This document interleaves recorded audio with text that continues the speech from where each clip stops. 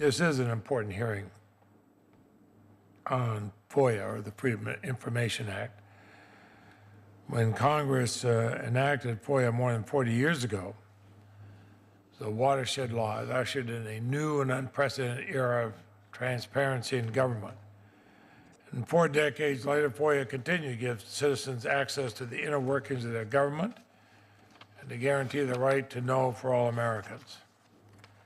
The right to know is a cornerstone of our democracy.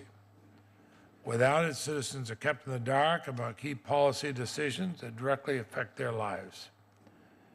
In the digital age, FOIA remains an indispensable tool in protecting the people's right to know. And as Americans from every corner of our nation commemorate Sunshine Week, they have good reason to cheer. I'm pleased that one of President Obama's first official acts when he took office was to issue an historic new directive to strengthen FOIA. Just yesterday, the Department of Justice launched a new FOIA.gov website. It compiles all the department's FOIA data in one online location. And the Congress has made good progress in strengthening FOIA. Last year, the Senate unanimously passed the Faster FOIA Act. That was a bill that Senator Cornyn of Texas and I introduced to establish a bipartisan commission to study FOIA, to make recommendations to Congress in ways to further improve FOIA. And we will reintroduce this bill later this week.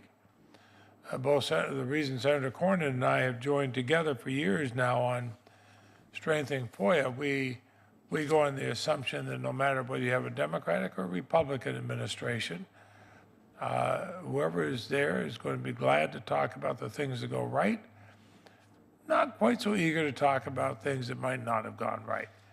And it helps everybody, no matter whether it's a Republican or Democratic administration, to know that the people being represented have a chance to find out what's happening.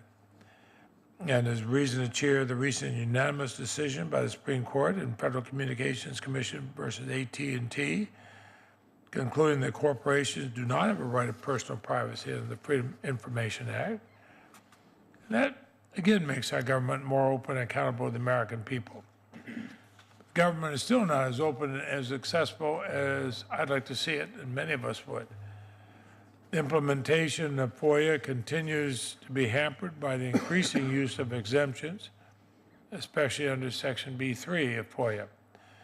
Last year, Senators Grassley and Cornyn and I worked together on a bipartisan basis to repeal an overly broad FOIA exemption in the historic Wall Street Reform Bill.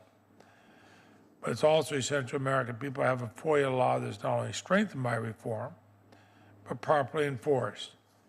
A report released yesterday by the National Security Archive found that while there's been some progress in implementing the President's FOIA reforms, only about half of the federal agencies surveyed have taken steps to update their FOIA guides and FOIA resources.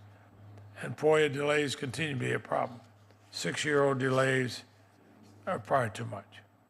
So I'm pleased we have representatives from the Department of Justice, the Office of Government Information Services, and I will continue to work with Senator Cornyn, Senator Grassley, and others, because this is something we should all join on. It's important for the country.